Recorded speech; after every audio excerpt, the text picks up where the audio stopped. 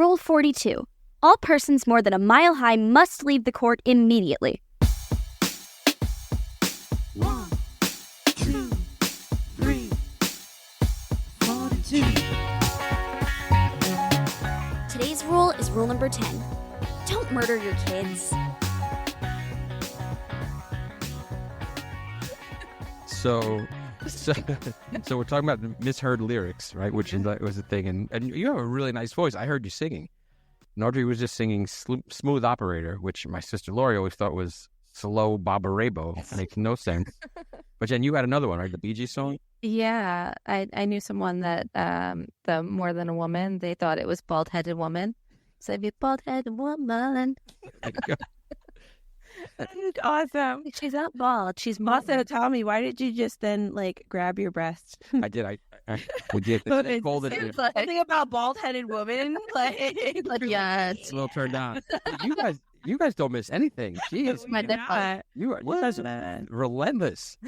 So we're here. We got a great show coming today, but we have the ladies are on point today. They are noticing everything. Thank you for that. You're welcome.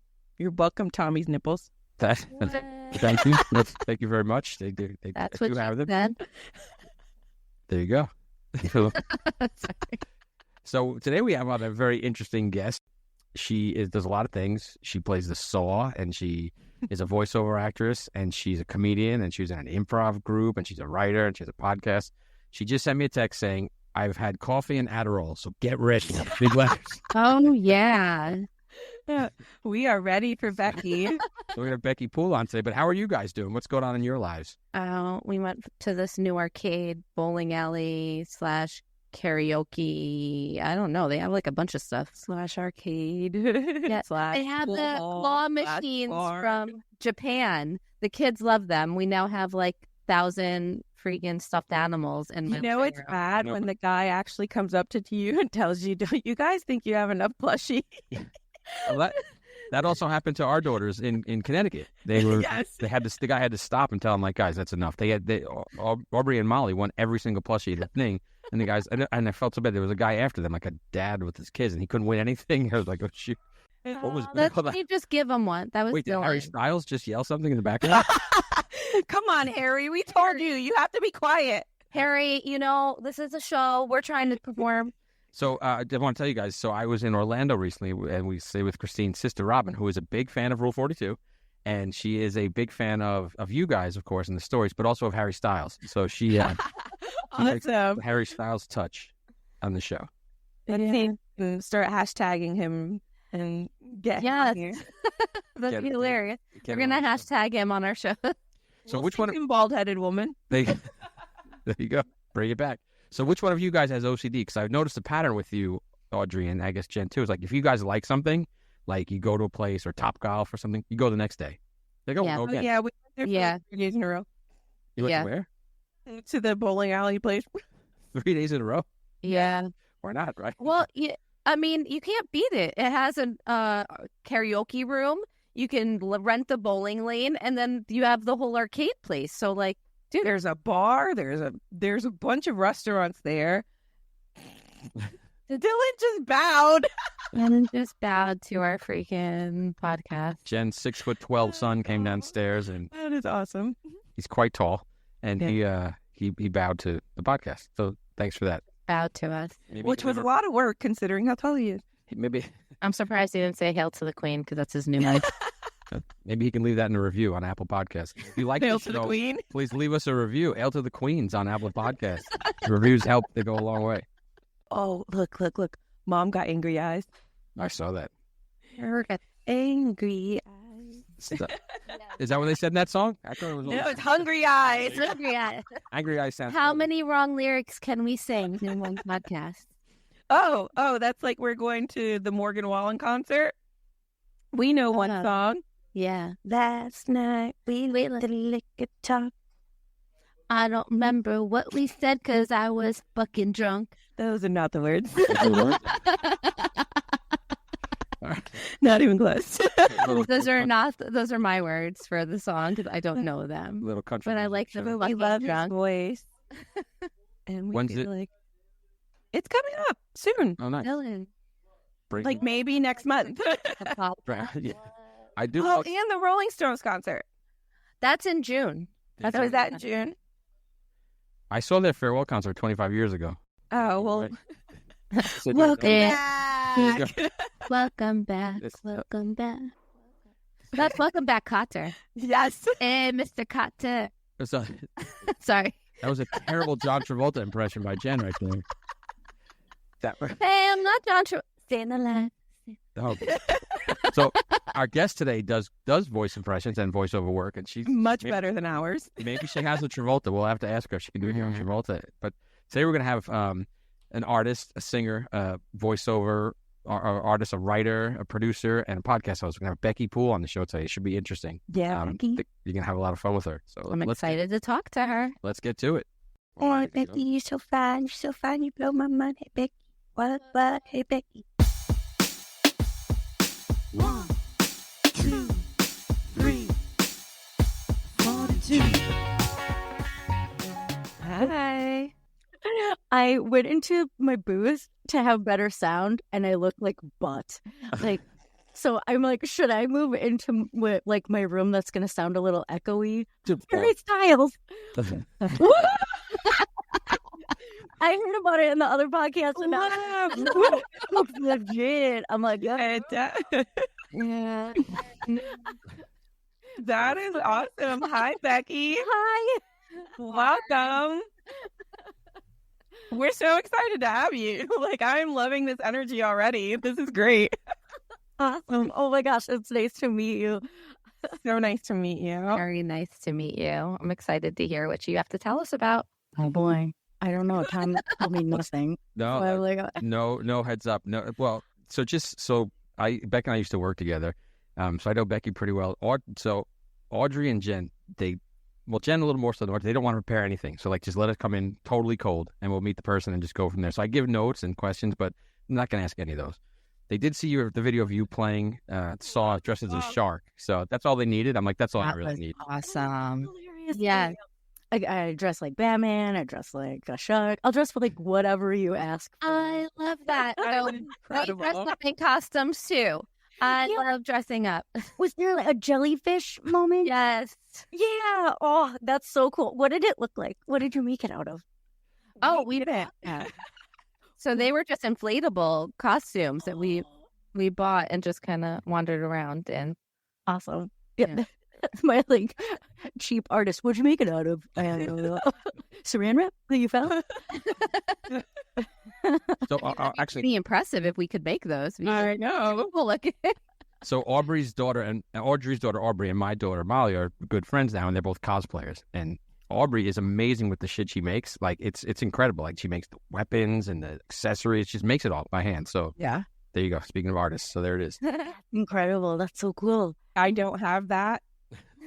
So I have the ability to go on Amazon.com and press purchase. Yeah, I've heard of that. Amazon.com. Oh Little no, something, we've given something. them free advertising. Ah, dang it. I keep doing that. Hey, if they like my voice, I'll take it. From Mankato, Minnesota. Oh yeah, that's Way in that. Yep. Yeah, you guys see Fargo, right? Yeah. That's Becky's accent. No. Oh yeah, I can lay it on a little thick right now too, because gotta disarm people with the nice accent. Yeah, See, that's called using what you got. Exactly. Oh yeah, Audrey can do a Georgia accent. She grew up there a little bit too, right? You can turn that on. Ooh. Mostly when I drink and then in a turn on. If I'm not drinking, it's really not going anywhere. I just sound like I'm from nowhere.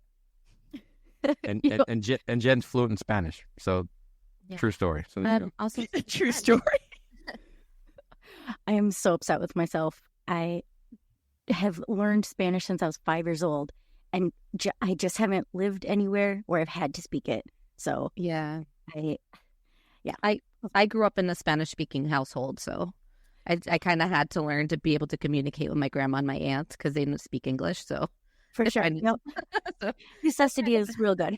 yeah, so I kind of had to learn it. I just moved in with my friend she speaks Spanish and her mom speaks Spanish. So but when it's a friend, you're sometimes like, no, I don't want to, I'm bad at grammar. I don't want you to drink. When you learn the best, because it's like you don't feel embarrassed to like talk around them, and they don't do it in a way that's, she'll correct me. I try when I can, and she'll be like, this way, and I'll be like, oh, because you don't want to, you want to be corrected, you want to do it the right way. So yeah, for sure. It's just, I don't know, when even ordering food at like a truck, I'll just be like, I'll say it in my head 1,000 times, like I know what I'm gonna say, and then I get up and I'm like, taco, please. Stage right. Exactly. I can do anything, but I can't do that. I'll talk about mothers killing their kids, but I can't order a taco on a taco truck. Yes, I love it. That's the podcast you have coming, right? It is, yeah. A murder mystery? Well, yeah, I would say it's like a little bit true crime and a little bit, but more like music and conversation about the subject. So do you mind if I go into Absolutely not. Come on. Love it. All of a sudden I'm like, different setting. No, come on. I'm ready, Steve. Yeah, it's called The Ballad of Dina and Andrea, and it's about two women who killed their kids in the early aughts. So Andrea Yates is the one who she drowned her kids in the bathtub. She drowned like all 5 of her kids in the bathtub. Yeah, and then Dina Schlosser. Oh, yes, okay. She cut the arms off of her baby, and they clearly, obviously, both had postpartum psychosis. Like this was not right. So but they ended up as roommates for like a really short time. Yes, in a North Texas mental institution. Oh, wow. So like. And I heard that, and my comedy brain was like, hilarious. I'm going to go tell the roommates. And then I like read about it, and I was like, actually, this is very sad. Like, yeah. And they're like, their history or their like personal histories matched so much. Like the parallels of their religion and their like healthcare and mental health was so similar that's what the show became about, and that's what the songs became about. And so I wrote a bunch of murder ballads, or in the style of murder ballads and Appalachian like folk songs. I wrote songs about them, and then that became like a live show. And I just kind of left it for a while, but then I'm like, no, the story is important, and it like. Yeah. I have a lot of empathy for those women, and we don't talk about women's health. We don't talk about postpartum. Yeah. And I've never had kids. I take care of myself. That's hard enough. I have 6. I know. 5. Like, woof. Yeah. And I wanted, if you don't mind, I'd love to hear your experience with postpartum. So they actually, my ex thinks that I had postpartum after my last baby. I could have. I don't know. I did start going through a very different phase of my life right after having him, and ended up going through like really severe depression and stuff. But I was also going through a lot. So I don't know how much of it had to do with the circumstances and the changes kind of like in my life and like hormonally. And I know that hormonally, obviously, a lot of it does have to do with like being pregnant and then not being pregnant and your body kind of balancing out. But add that on top of everything else I was going through. I think that it would just became an easy kind of, it's postpartum. Yeah. It's funny that you made a dismissive gesture, because that's it. It's like, it's just postpartum. Yeah. It's just this giant thing that happens to a woman. Mm-hmm. And you're supposed to just shake off the baby blues. Like, what? Yeah. So he like found me like crying in like a closet one day. Just stuff like that would happen. And I go to a doctor now. I'm on our like 4th trial of a different type of medication to kind of, my anxiety got really bad. I got to the point where I wasn't really experiencing the life that I wanted to anymore. So I'm now trying to like move past that fear and move past all of this. But a lot of it's the hormonal influx, and people don't realize just how much your hormones can dictate like how your day is going to go. Man, I am middle-aged Everything now. else, so Well, I cannot imagine being pregnant in those hormones. I just can't. Middle age is hard enough, and I'm just like, what's happening? I feel 15.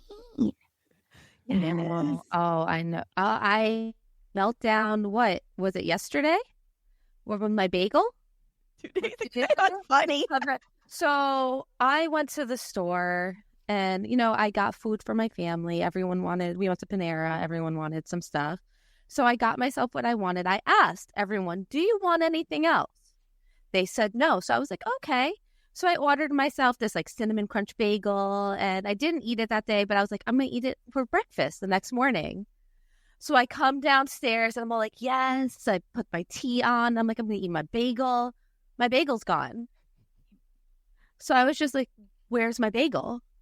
And like, no one's like fessing up. And then finally I go, Dylan, did you eat my bagel? That's my 18-year-old son. He's like, yeah, why? I was like, that's my bagel. And I like flipped out. Like for no reason. I don't know why I flipped out so How's your hard. bagel? It's just like, go get a job if you want a bagel. Like, go buy yourself. Like, I flipped the fuck out over a bagel, and I don't know why. Like, I didn't. I'm a very mellow person usually, like in my everyday life. So I don't know why the bagel like threw me over the edge, but it did. Well, I'm like, could you imagine that conversation later with friends? Why are you kicked out of your house? I ate her bagel, bro. didn't even want it. For reasons in it. I didn't want it. It was just like stupid bagel. I just knew something to eat. But you had one thing in your life, and it was a The one bagel. It was like so. Like, when you come down and you're just like, yes, like I'm gonna eat it, and you're like all like, picture it. It's gonna be so good. Yeah, Oh, that is so frustrating. Oh my god. I don't know. It threw me over the edge, but I I think think good you get it, because I was going to tell her not everybody likes food the way we do. Well, they're crazy. it's the little things, and you know what? Like, it's a yummy bagel, man. That's in Dylan's tummy. I know. Give it back. So yeah, that was but I feel like it's hormones. It's growing up, getting older. Getting older is kind of, that's interesting. And he even went to like a women's focused like try not to say their name, so I'm like, what are they? The women's focused health group. Okay. And I was like, oh, I'd really love to meet with someone and talk about just hormonal changes of middle age. And they're like, yeah, we'll have a consult for HRT. And I'm like, no, I don't need I still get my period. It's fine. Like, but it was just the immediate like, yeah, we'll put you on. It's like not a discussion. It's just about drugs. But Yeah. drugs are fine. Drugs are great. But I was actually part of a group yesterday of women that just got together, and we're all in about the same age range. We sat in a circle and discussed stuff like that, the hormonal stuff that we go through. So I just turned 40. I think the oldest person there was almost 60. So we had various phases of like menopause. So you had the ones that were just starting to experience things. So I'm getting like the sudden like, fun. I need to take my clothes off. Why is it so hot in here? And they're like, Yeah. it's 2 degrees. I don't know what you're talking about. I've had that phase. And then you have the ones that have gone all the way to the other end of it without doing anything in terms of like hormone therapy. And then you have the ones that have gone through the hormone therapy to adjust and then got off of it once your body like stops going, I guess kind of acclimate. I don't know. I'm still in the beginning, so I'm still learning all of this. But they started talking about the things that we don't talk about. The mood swings, the drying up. I'm like, what dries up? Like, the worst thing to dry up. They all just kind of like, what? Like, wait, what? And we're supposed to be like rubbing the cream on earlier. Like, shouldn't we be starting when we're early? I don't know. Yeah.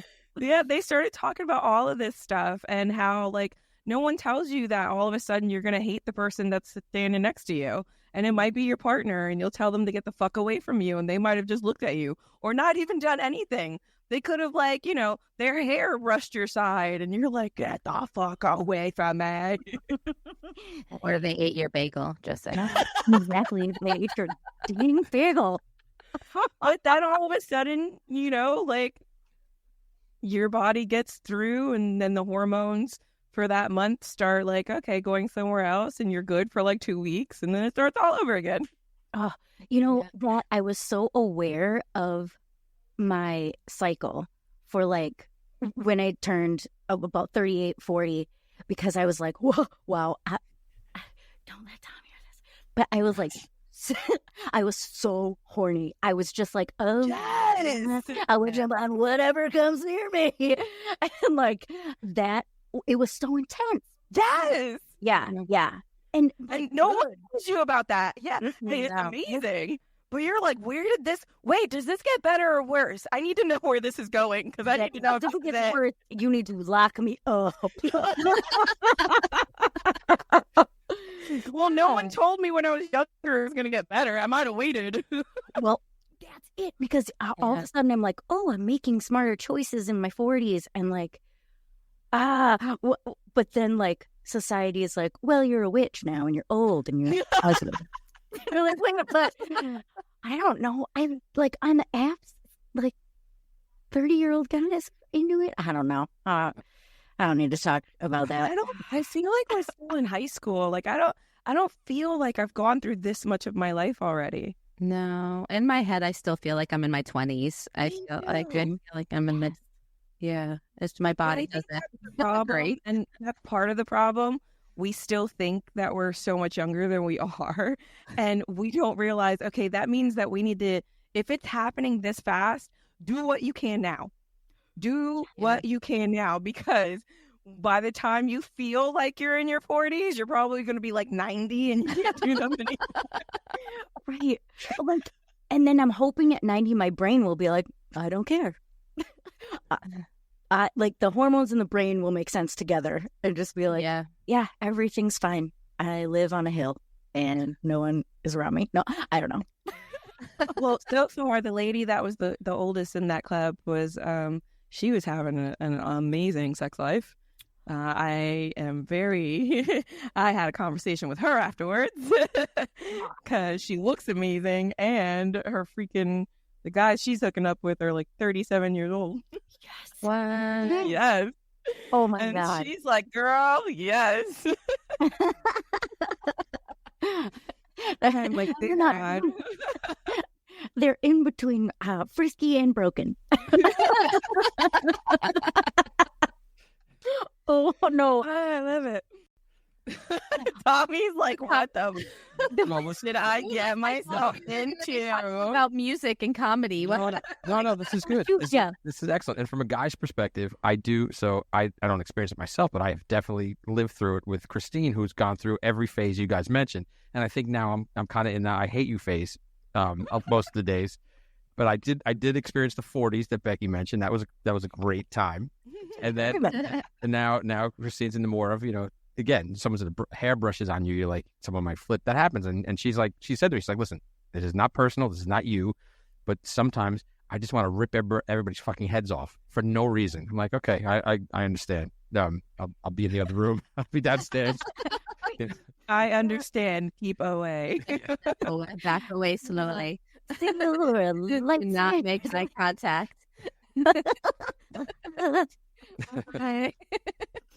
Oh man. So are you finding the information you want about like the whole hormonal like?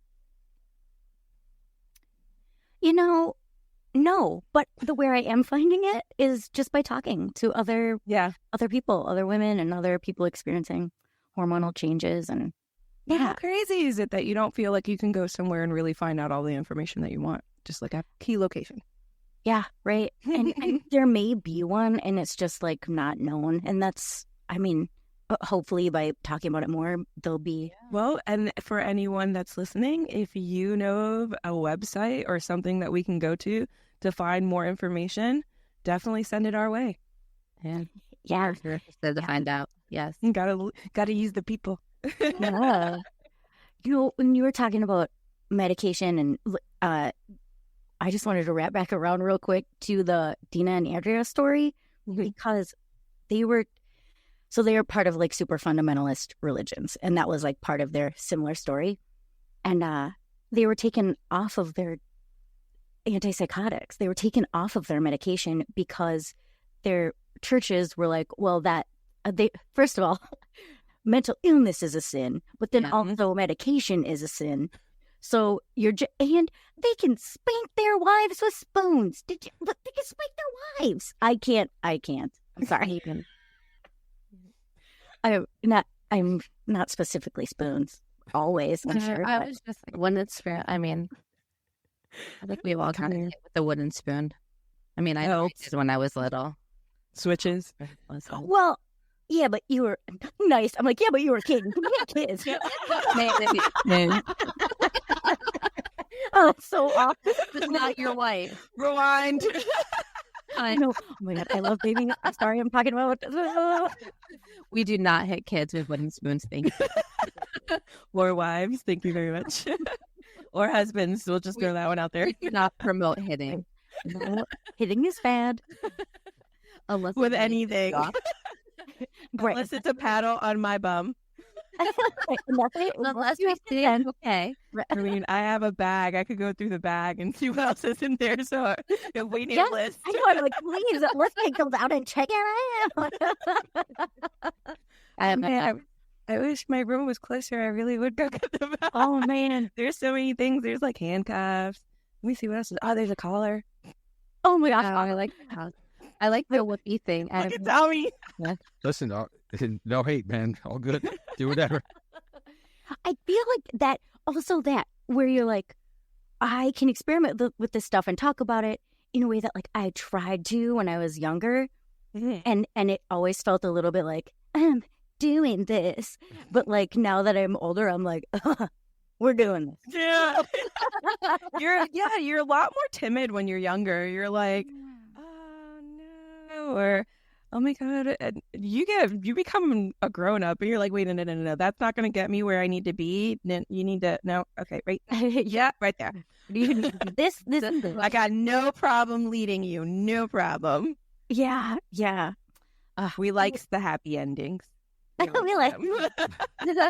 Well, it's good to be comfortable in yourself and your sexuality. I think that comes with age, so where you can, and you're like, okay, this is what I like, this is what I want to do, and this is what you're doing for me. So, and now, right? Now talk.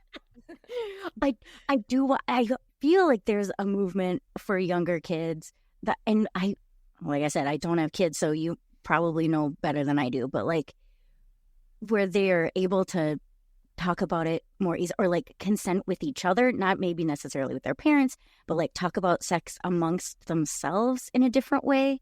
I'm hoping that's the case, but I don't know. So they're exposed to a lot more than we were when we were younger, because there's so much more like into that. This wasn't possible when I was younger. We'd all be chatting to each other through AOL. Oh my God! Remember the little the little dial up boards and stuff. But I find that we made decisions sexually a lot younger than they are right now, because there's so much communication about sexuality now, and I think that they're more comfortable bringing it up. At least my kids are with me. They will ask me questions. I won't always have the answers for them or the ones that they want, but I'll try. And I think it's very important to make sure that all avenues of communication are open, not just like that their friends are able to communicate it to them, and if their parents can't, that you provide like an adult figure in their life, because it takes a village. Absolutely. And that's why I'm like, start making it about me again, but like I feel that way so strongly as like Uncle Becky. Like I love being around kids. I love you were talking about multi-generational group that you were talking about. Like that's key. And I feel like Yes. yeah. It is, because sometimes, like, I have my older child has like a very old soul. So the people that she's able to communicate with are adults.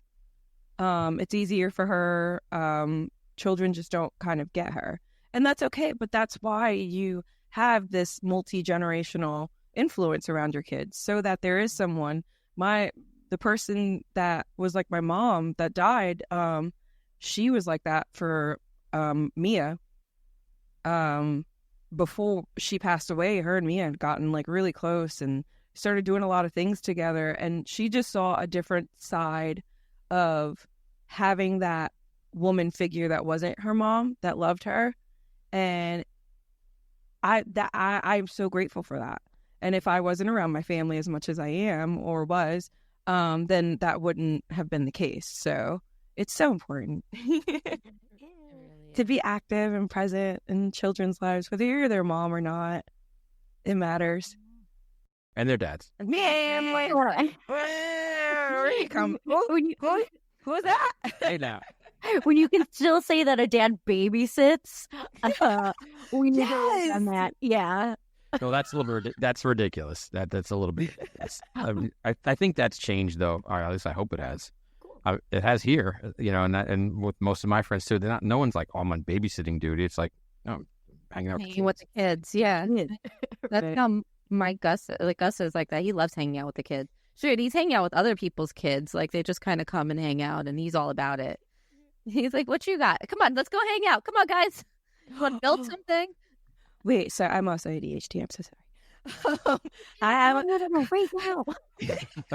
He told us to be prepared. Wait, so Jen tried to do a John Travolta impression, but we are not impressionists. So Tommy said that maybe Becky knew. Yeah.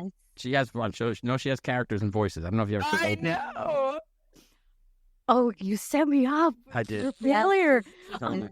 John Travolta, you want me to do a John? Wait, No. what we're talking about? ADHD, whatever. ADHD. There you go. ADHD. Yeah. Well, she was talking about something, and then I got distracted by her moving, and then I was like, "Wait a minute, Becky, John Travolta." Look, a squirrel. Yeah, that's pretty much what happened.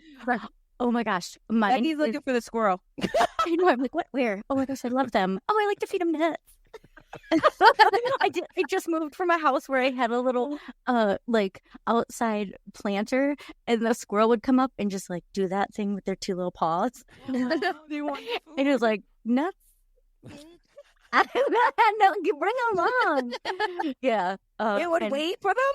Yeah, and they would like I'd be meditating. I'd be meditating and be like, somebody's watching me, and I'd look up and the squirrels there like, hello. Exactly. Are you done? I'm ready. So it's not Travolta and it's not a squirrel. But Becky was the voice of Meerkat Manor for a while, which was a show on Nat Geo that my kids love the theme song to. Yeah. Oh my gosh. Oh, cool. Oh, yeah. No, I'm sorry, Jen. I keep interrupting you. So. No worries. I would love to hear it. Yeah, and I did like promo songs for their like some online campaign they were doing. I was not the voice. I did do the voice of the N for a while. The noggin, the like teen noggin thing. Only in the N. I did that for a younger dude, and he was like, "That's like my life," and I was like, "Welcome." And And I have done my duty in life. But like, oh man, some of that stuff, like they just went up noggin. So like my resume, like, well, check that off. Yeah, I need to do that. Well, after Becky, we both came out of Nickelodeon, and after the Quiet on the Set documentary, it's kind of like, maybe we should not lead with that. Yeah, I didn't even know about that. I saw Kylie watching, and I was like, "What is there?" And I was just like, "Oh my god, I can't believe it! I did not know." Dun, dun, dun. I feel nothing surprises me though. It's like, oh, someone who worked with kids was a pedo? No way. A predator? No. That's like when we get the things in the email new cheer gym closes for coach was pedophile. Like, Inappropriate relationships with children. yeah. Oh my gosh, Tom, if you ever hear in voiceover world, Peter Rofe, no go, don't go. Good to know. That was my Me Too moment. Oh no, really? Like, we should not be laughing. I know, right? We're like, ha ha ha, pedophile. I know, but like, it's the only way we can feel like. No, Otherwise, yeah. we'd just be so depressed all the Well, time. we've had this conversation on a previous show. We do the nervous laughter, We're inappropriate. uncomfortable, inappropriate laughter. Yeah, I never consider it. Maybe I should.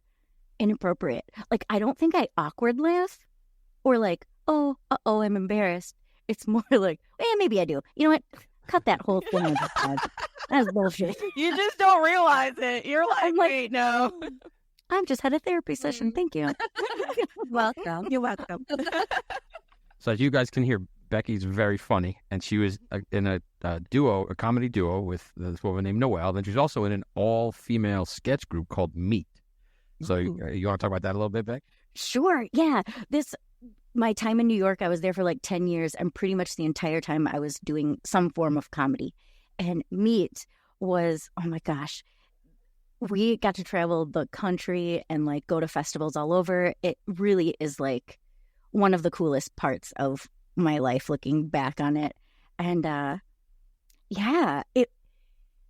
we were at the time, we were one of maybe 2 or 3 all-female sketch groups in the country. And it just was like, oh, we did put a lot of political stuff, but like also we were all theater trained before comedy. So like we did a lot of really grounded character work. I talk about comedy and I get serious. I talk about dead babies and I get funny. No. Awful. I'm so sorry. But yeah, we were doing basically writing for ourselves because we weren't finding work that was like speaking to us as actors. Because even on like Conan, you'd be like, will you be the topless protester? Like back then at that time, right? And you're like, I don't want to do that. Did you see my group? We're like, we're on fire. We do strong character work and we write good stuff. That's how we felt then. And I think we were definitely like, we were angry. Of course, we're women in our 20s. So we did a lot of like, our name was Meet. So we said, unapologetic, well done. Like that was our thing. And then Noelle and I, we're all still friends, but Noelle and I are like hella close. And she lives like 3 minutes away now. Yay. But we did like experimental comedy because we all came from experimental theater together. And like, so it was, I played the saw, and like the accordion, and we would dress up like. That's where the costumes came from? Stuff. Oh, yes. Oh, yes. She made us praying mantis costumes. Yes. That is awesome. And then we just sat like with coffee cups talking as praying mantis. Nice. And then be like, all right, I got to go eat my date. I feel like we're underdressed for this show now. Oh, we should have costumes on. Oh, next time. Oh, we did a Pac-Man. Meet did a Pac-Man parody of Waiting for Godot. We want to do Pac-Man in the city. Yes. Oh my gosh, yes, you should. Oh, whoa. There's all those like experimental or like immersive theater stuff now. Do it. Yeah. You have to see the YouTube video. We went to one of them.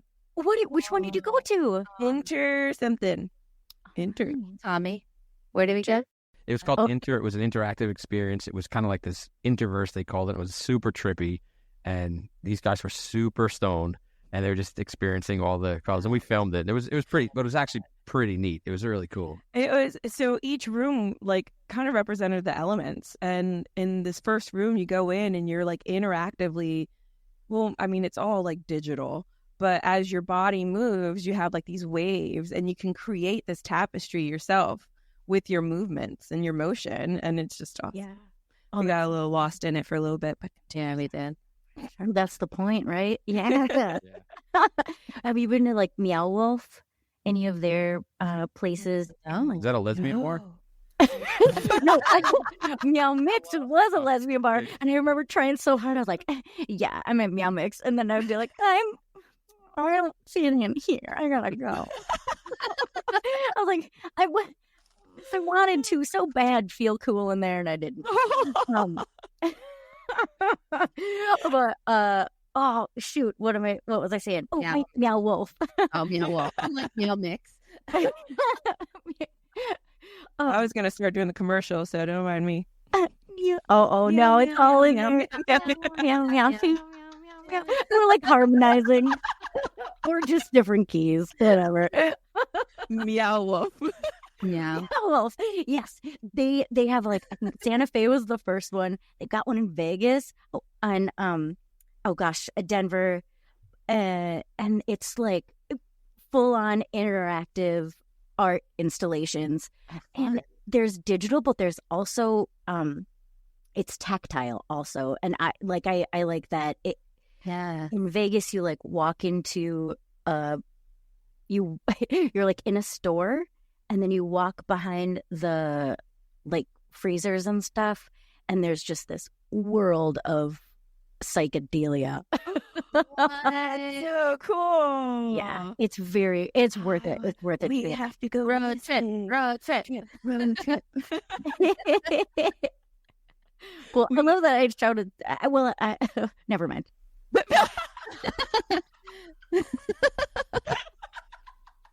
Sometimes I start talking and I forget. Well, we do that all the time. Don't worry, that's what Tommy's for. All the time.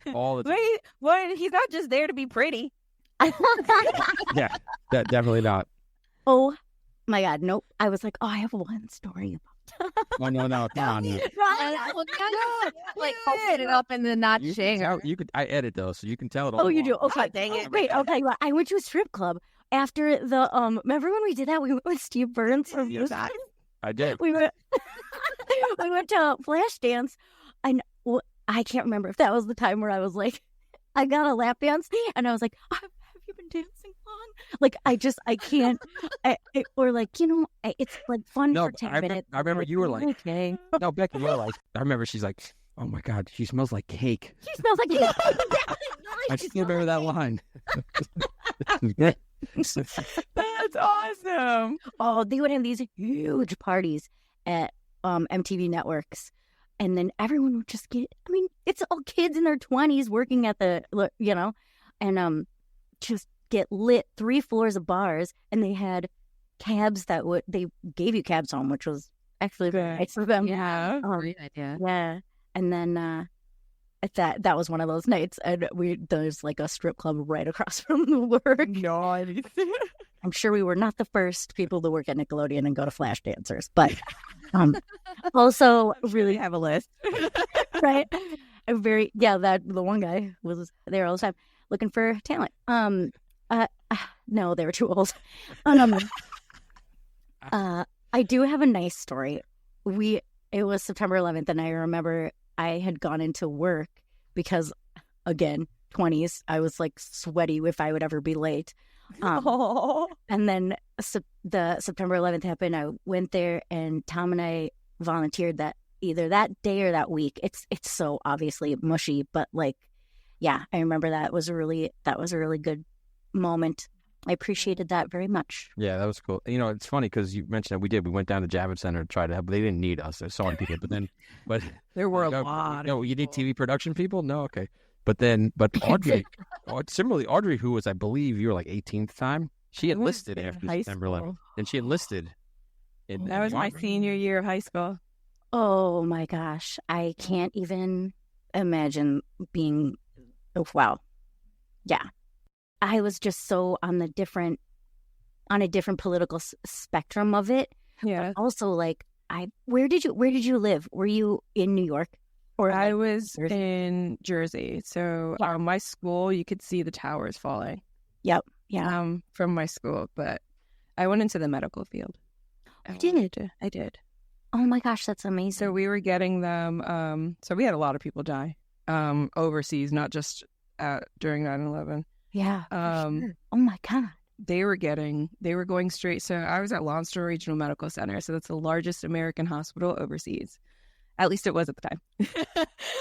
And I don't know now. But they would come straight from like Fallujah or wherever it was happening. And they would go from the battlefield straight into our hospital.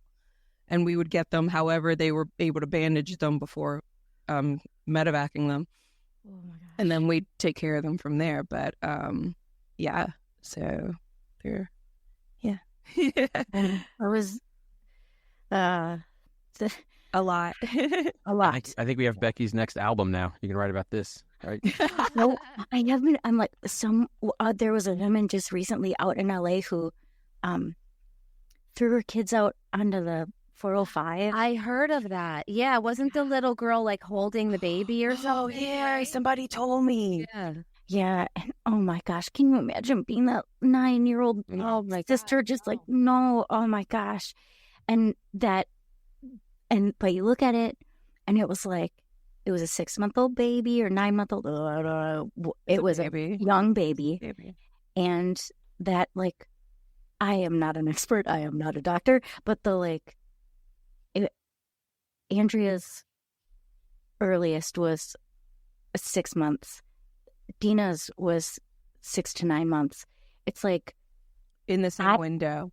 yeah. And I'm just like, No, they're making postpartum it- depression is such a real thing. It is so real. And I think part of it is that you don't realize you're going through it. oh, for sure. And you don't, because you just feel like you feel normal. Like you don't feel normal, but you do. There's like a disconnect, but you just think, oh, well, like, life. Well, You and- don't. No.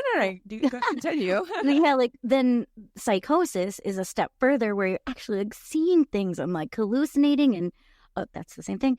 But like and like hanging on to religious stuff and this is the thing that like ticked me off so much when I was reading her story is that they were making it about her being like a witch and the tarot cards in her house and she had a black feather hanging on and it's like, oh my God. And it like, yes, the eclipse was something she was fixated on, but it wasn't a witch moved by the moon to do this. Like, Yeah, but so people want to see things. It's all perspective, right? Yeah. So people want to see things the way that it makes their mind, it's easier for their mind to comprehend it. And when you don't understand something because you haven't experienced it or you haven't seen it or you haven't seen someone go through it, and like they say, it's hard. You can't walk unless you walk in someone else's shoes, you can't really judge them. None of us can walk in each other's shoes. right. So a perspective, people want to be able to accept what their minds can't, so they'll take whatever's easiest. So for people that don't understand how psychosis and how postpartum could have played a factor in that, their mind is going to want to blame the circumstances of the environment because they're not going to be able to comprehend that. Why would a mom take these children that they've cared for to this extent and that they gave birth to and literally just shove them out of a car? Like, no, like, people don't do that. Well, Right. yeah, people do that when you stop paying attention Right. and you stop seeing each other. Exactly. There's got to be empathy, even if we can't walk in each other's shoes, but we can empathize and we can, like dig deeper. And yeah. But some people just don't want to, their minds can't process that. So it's easier for them to say, well, it's because she had tarot cards and she had She's the mom. feathers and the moon. Well, you know what? And then if something great happened, was it the moon and the feathers? No, because now it's a different circumstance and a different perspective. Right. It was probably her husband helped her or something. Yeah.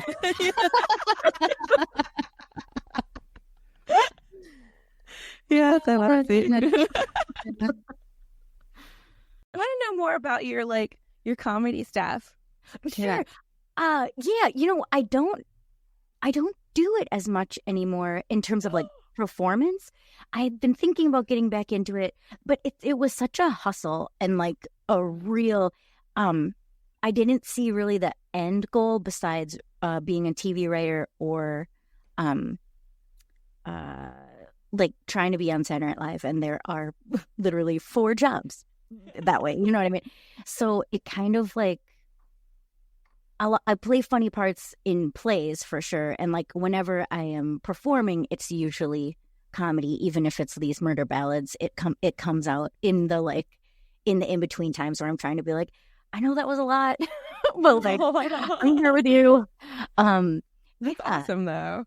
It was, and I started stand up at like 19 because I went to NYU, and they don't let you perform in your first like couple of years, and I was like coming off of like being an 18-year-old in plays and like just I loved it so much, and I was like, well, I'm funny, I think, so I'll try stand up, and I did that, and it was just so mean. It was so rough.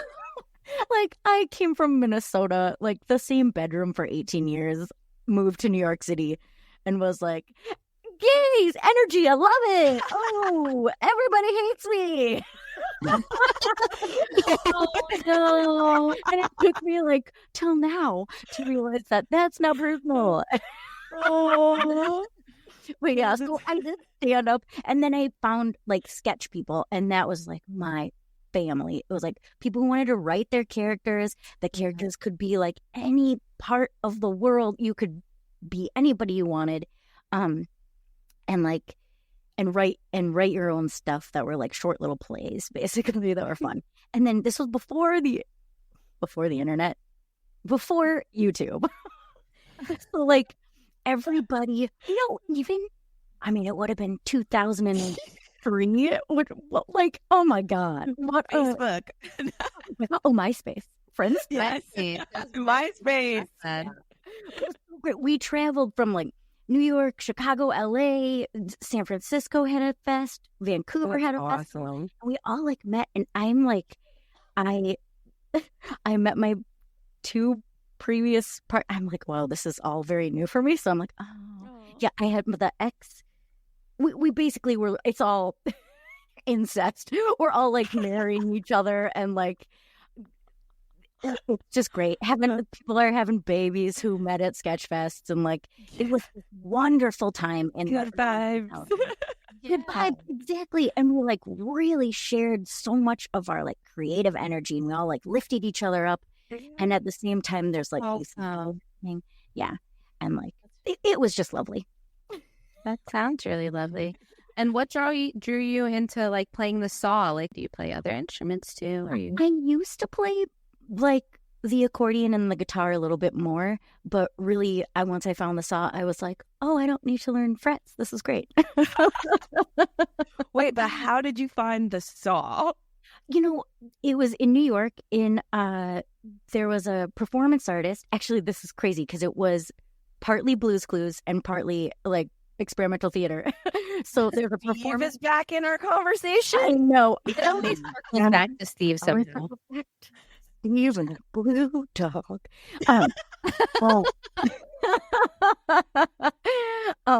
Oh yeah. So there was a performance artist named Cynthia Hopkins.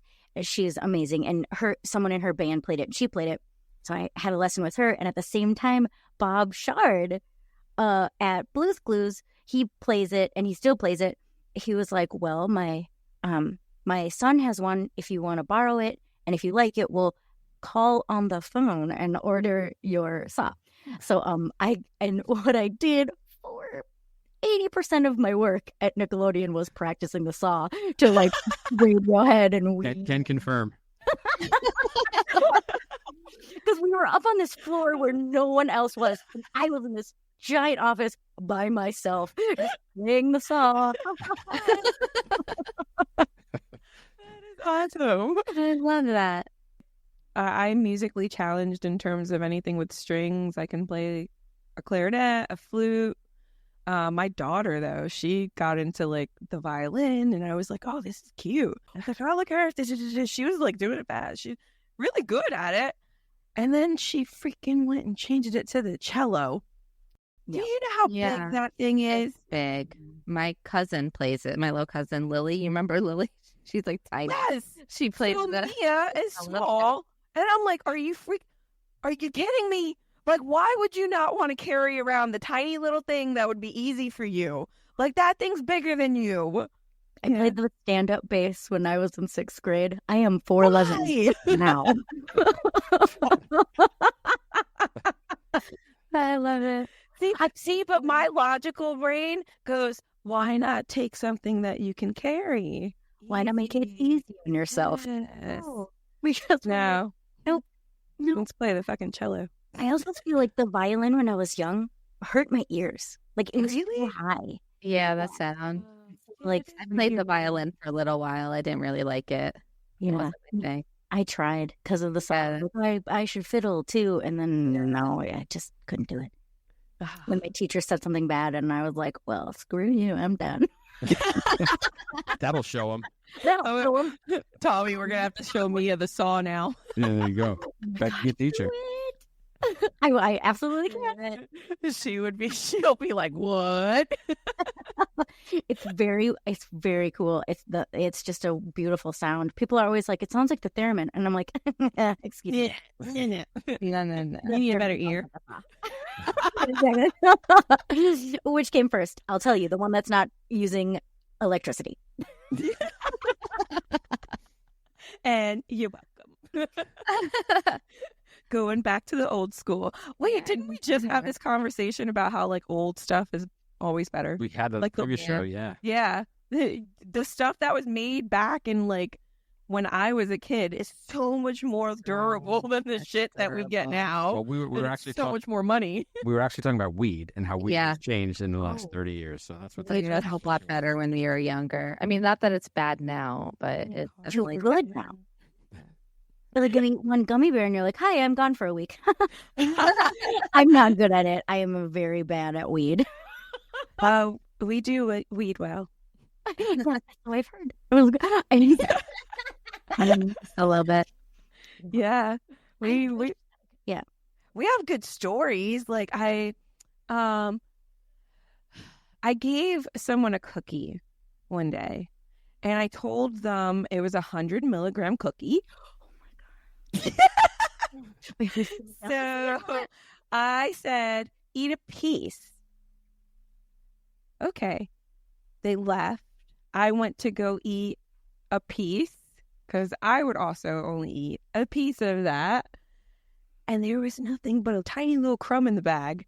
And I'm going, oh my God, she's going to be so fucked up. And this is someone that didn't smoke. Did not smoke. She drove home. She didn't drive. Her husband was driving, but on their way home, she had her feet up on the like sides. Yep. Because she thought that the floorboard disappeared and she's watching the road drive by.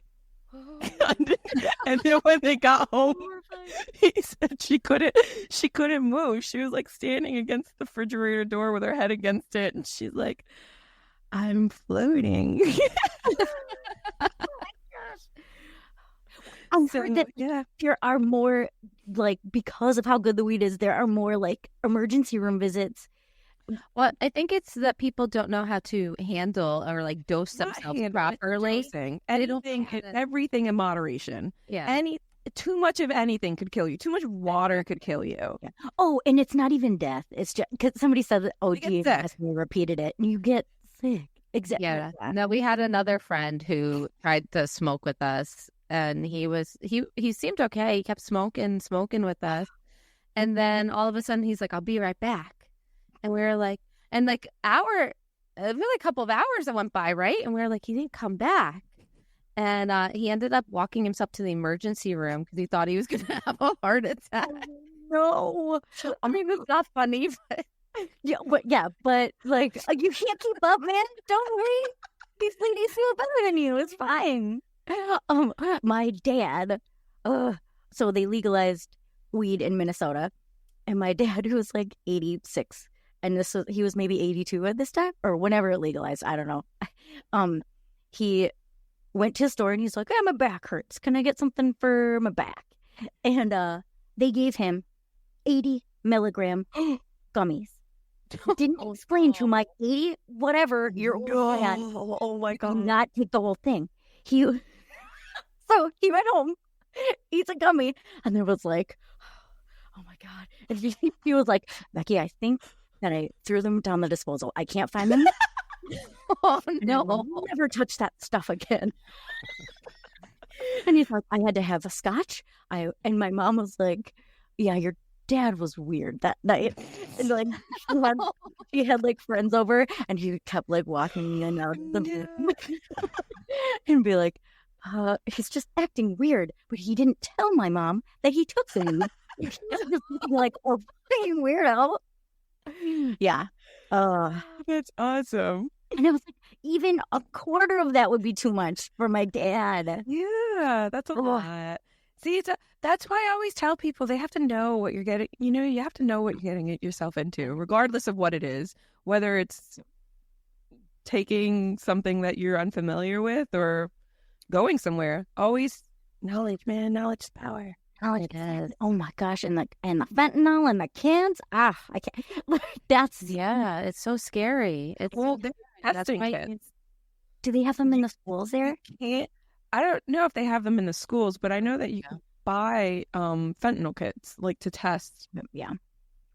That's so sad that that's the world that we live in right now, that you have to buy kits to test stuff to make sure you're safe. Or if you see it as a glass half full, thank God someone created something that we can test it. True. Because it was, I mean, I guess it Bad. It happens. It's not that it still happens. People still end up getting fucked up stuff in their drugs. My brother, one of my brothers, one of his friends recently took something that was laced and ended up in the hospital, in ICU. I think it was about 2 days before someone finally went and showed up at his house to check on him because he didn't go to like work or something, and they found him like foaming at the mouth. That's so scary. Mm-hmm. And it's all from something being in what he was doing. Yeah. And I don't judge. Right. But like, you know, I thank God that there's things out there that can test it, and you know, that's why you always have to be careful with what you do. Yeah. Yeah. On a happier note, let's talk about murder ballads. Hey. Guess who's back? What are we talking about? The murder ballads. A rollicking interview about murder ballads, drug overdoses, and postpartum depression. Getting there. Oh my God, I know, right? Come get the fun. Well, I feel like there's so much more that we need to talk to Becky about. This is so fun. I know. We're definitely going to do episode 2 with Becky. Yeah, after it comes out when I've been canceled. Oh my God. No. Yeah. Oh, totally. Thank you so much. Thanks, Tom, for like reconnecting. It's so cool to see you. Same here, kid. And you're gonna have to see him again because we totally have to have you back. Oh, We're not done with you. I have so many other questions. There's I so love much it. to talk about. Yeah. Yes. Oh my God. Thank you so much, Becky. Thank you. Yeah. Wait, where can we, Becky? Where can we find you? Yeah. Where can people Oh, find you? yeah. Well, at the moment, the best place would be Instagram. So Becky D Poole or I_saw_Becky.